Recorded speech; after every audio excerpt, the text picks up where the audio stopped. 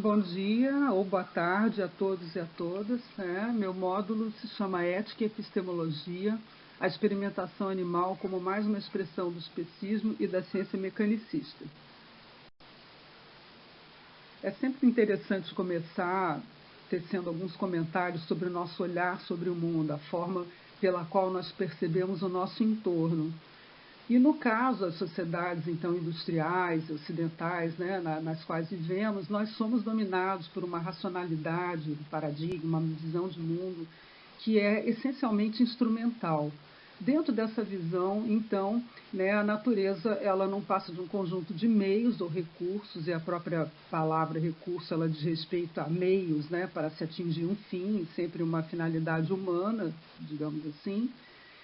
A natureza, então, dentro desse paradigma, dessa visão de mundo, ela não tem valor intrínseco, apenas instrumental, de objeto, e tudo isso muito voltado para a produtividade e para o crescimento econômico. Estamos ainda imersos numa cultura que tem uma fé acrítica na ciência e na tecnologia, mas a ciência não é neutra.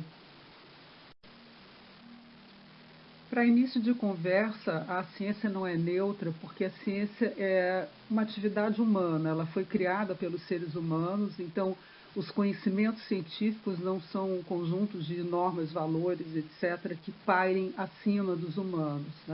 Então, já por isso, a ciência ela não seria neutra. Sempre existe uma visão de mundo maior, um paradigma que vai embasar todo esse conjunto de conhecimentos.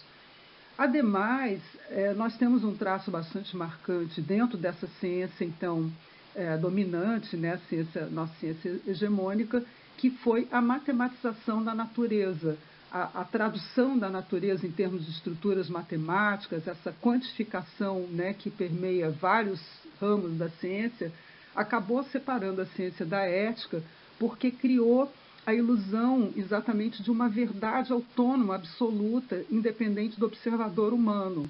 Então, isso, com um dos resultados, foi que os nossos objetos de estudo, e ali eu coloquei entre aspas, porque aqui os objetos de que tratamos são seres sencientes, não objetos de verdade, eles não são mais vistos em termos de causas finais. E, no caso, então, os animais não são mais vistos como fins em si mesmos e também não como sujeitos de uma vida, mas meramente como objetos, como meios, como recursos. Outro traço marcante, diretamente ligado às premissas e fundamentos ali do slide anterior, seria a herança cartesiana do animal-máquina. Então, eu destaquei esse trecho, que eu também fiz um resumo aqui para ficar mais palatável, onde Descartes afirma, diante de um animal aberto, sendo vivisseccionado, ou seja, sendo cortado vivo, ele afirma o seguinte: quero adverti-los de que esse movimento, que acabo de explicar, movimento provavelmente do coração, resulta necessariamente da simples disposição dos órgãos, assim como o movimento do relógio resulta da força e da situação de seus contrapesos e engrenagens, ou seja, uma passagem completa no sentido de mostrar, de tentar mostrar, como ele fazia, que os animais não passam de máquinas. E no caso, então, uma decorrência disso seria que os animais não têm espírito e não têm alma, são meros autômatos, segundo Descartes. A vivissecção, que para diversos autores é sinônimo de experimentação animal, é uma relação sociedade-natureza que reflete, portanto, esse paradigma ou paradigmas dominantes. Há, então, de uma maneira muito forte o antropocentrismo e o especismo, e, além disso, há o que eu chamei no meu livro Amigo Animal de ignorância culta, que é exatamente essa fé acrítica no paradigma mecanicista de ciência. O termo especismo foi proposto pelo filósofo e psicólogo britânico Richard Ryder nos anos 70 do século passado, e apesar dele próprio ter listado algumas modalidades ou formas de especismo, a que diz respeito para nós aqui, a que nos interessa, trata da discriminação que praticamos nós humanos contra outras espécies animais com base em diferenças moralmente irrelevantes. Então, seria como o racismo e o sexismo, que também são formas de discriminação baseadas em diferenças moralmente relevantes, e a simples constatação de uma diferença ou diferenças é usada como pretexto para a não aplicação do princípio ético da igualdade, entendido aqui como igual consideração de interesses semelhantes. Bom, também da mesma forma, poderia listar diversos interesses que dizem respeito aos animais, tanto humanos quanto não humanos, mas eu vou mencionar aqui basicamente três, que seriam o direito de não ser aprisionado, o direito de não ser torturado ou mutilado, por exemplo, que vem a ser uma forma de tortura, e o direito de não ser morto. E é interessante, então, destacar que se esses três interesses minimamente fossem respeitados, né, seria o fim, então, de diversas formas de abuso que nós praticamos contra os animais, notadamente a pecuária e também a experimentação animal. O termo ignorância culta, que eu propus no meu livro Amigo Animal de 2004, o capítulo Modelos Animais, diz respeito ao fato de aqueles que trabalham na experimentação animal ignorarem as visões sistêmicas, ou seja, de terem uma fé crítica no paradigma mecanicista de ciência, de ignorarem também as premissas que distinguem a ciência da pseudociência, que eu vou abordar em seguida, e ainda a teoria da evolução e a própria genética. Bem, além disso, ignoram as descobertas e estudos recentes e também nem tão recentes acerca da ciência e consciência dos animais. E aqui um exemplo emblemático nesse sentido é a famosa Declaração de Cambridge sobre consciência, na qual um seleto grupo de neurocientistas afirmou que os animais não humanos, notadamente mamíferos, aves e outros como polvos, eles possuem substratos neuroatômicos, neuroquímicos e neurofisiológicos de estados de consciência e juntamente com a capacidade de exibir comportamentos intencionais, né? Então não são meros autômatos. Ou seja, o conceito cartesiano de animal-máquina é uma mera opinião e não ciência. Antes de fazer alguns comentários sobre a visão sistêmica, eu gostaria de fazer um breve resumo do que seria a visão mecanicista. Então, uma primeira característica seria a visão do universo como sistema mecânico, composto de blocos elementares de construção. O conhecimento ser de caráter analítico, ou seja, separar em partes as pequenas engrenagens, né, de um todo maior, então, a partir da reunião dessas partes, conhecer o todo. E essa forma de conhecimento analítico tende sempre ao reducionismo. A visão do corpo humano dos animais como máquinas, e aqui eu faria um parênteses, né? Se a gente for pensar na nossa medicina dominante, medicina tradicional, ela é bastante pautada nessa visão de mundo, pois a gente tem aí diversas especialidades médicas que refletem essa divisão do todo, que seria o indivíduo, em partes menores. Então, temos aí a cardiologia, a otorrinolaringologia, a ortopedia, etc., né?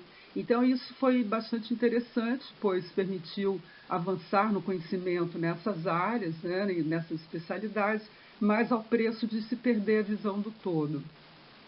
Uma outra característica seria que só é possível conhecer o que é mensurável, e isso tem a ver com o que eu coloquei lá no início, né, da nossa fala aqui, que diz respeito a essa quantificação da natureza, essa tradução da natureza através de números e estruturas quantificáveis, enfim.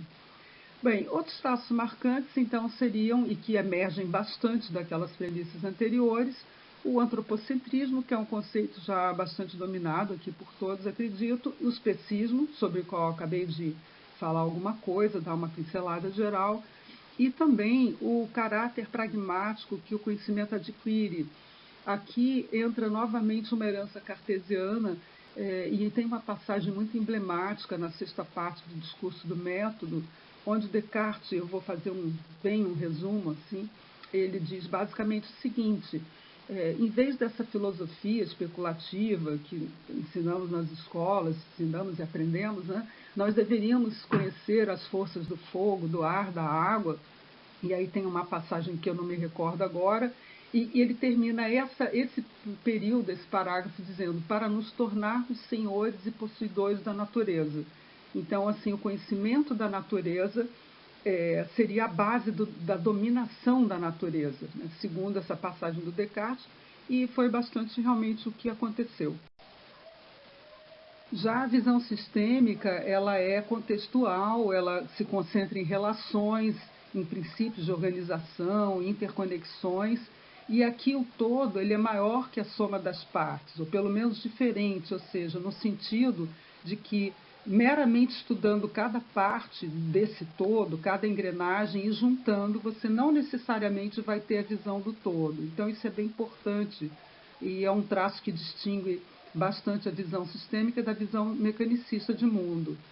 E também a organização dos sistemas vivos, ela é hierárquica, não no sentido também de juízo de valor, de maior ou de melhor ou pior, mas sim de formar redes e teias de relações que são aninhadas dentro de outras redes, de outras teias de relações.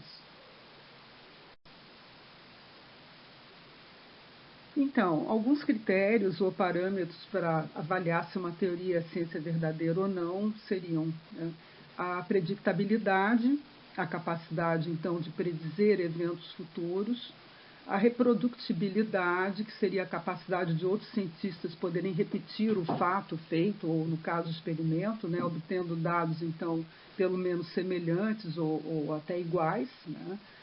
A falseabilidade, que é a capacidade de verificar se uma teoria é falsa. Existe também um sinônimo, né, da falseabilidade, que seria a refutabilidade, seriam palavras, termos sinônimos. A parcimônia, ou navalha de Ockham, que diz respeito a que uma teoria, né, com um conjunto mais enxuto de premissas seria sempre melhor, né, com menos anomalias, né, menos exceções à regra, então explicaria melhor a teoria. A generalidade diz respeito ao quanto mais abrangentes os dados, melhor a teoria.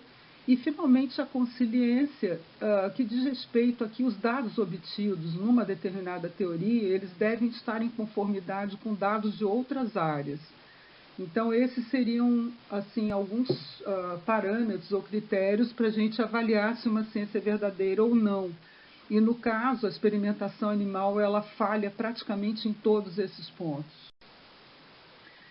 Bom, por fim, segundo a teoria da evolução, todos os organismos vivos evoluíram a partir de uma única forma de vida e, então, portanto, todas as espécies de animais, plantas, seguem o mesmo design e são formadas pelas mesmas unidades de DNA.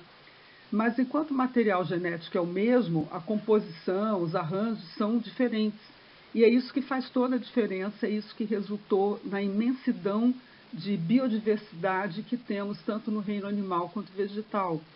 Ou seja, né, o arranjo faz toda a diferença. Não basta você ter a matéria-prima igual, que você vai ter uma semelhança entre organismos, sejam eles animais ou vegetais.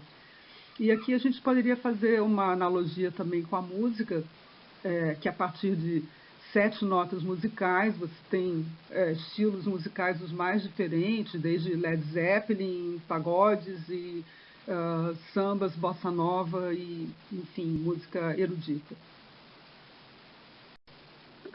Na visão sistêmica, portanto, as partes estão concertadas entre si, concertadas com C e não com S, né? Porque não é um reparo, diz respeito aqui a concerto de partes que estão imbricadas entre si, como um concerto musical.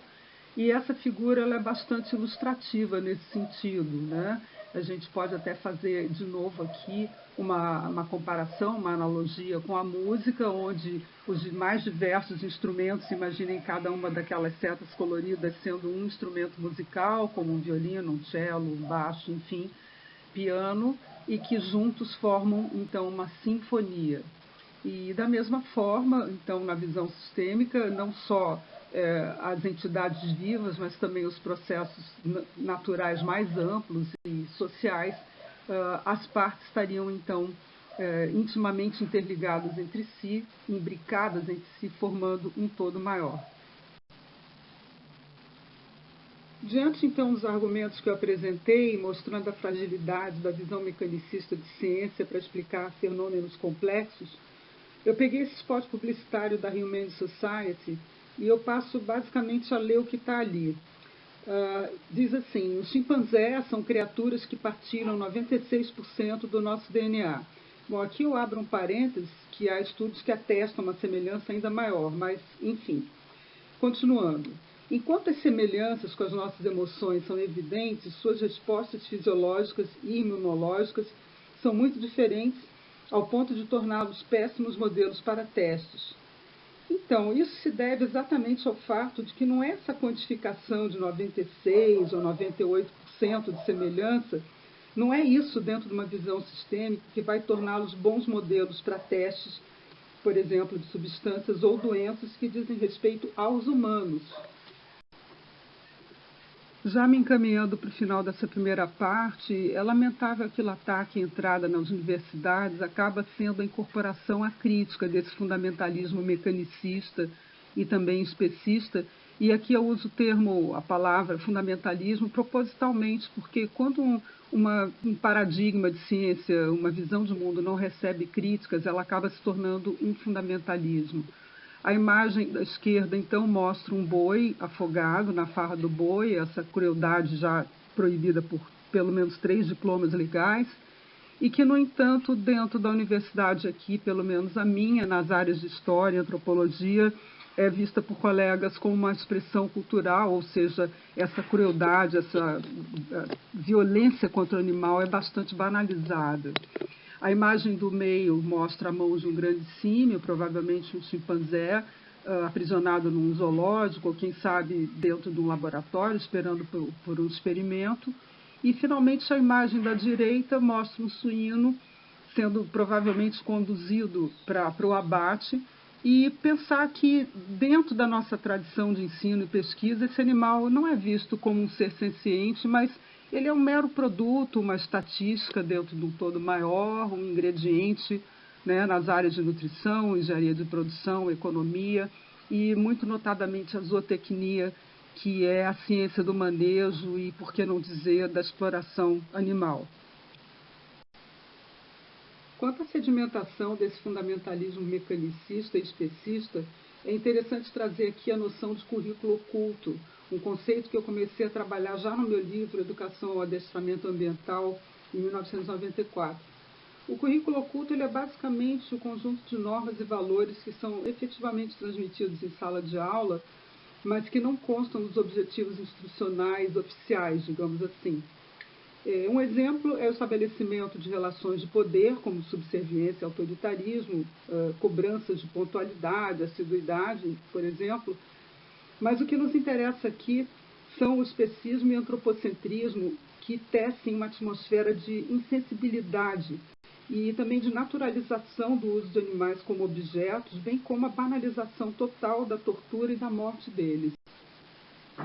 Esse slide, portanto, diz respeito a essa banalização da exploração e da crueldade que praticamos com relação a outras espécies animais e que aprendemos, né, via currículo oculto e notadamente nas áreas de farmacologia, biologia, medicina e outras, na qual a vivissecção é vista como um mal necessário.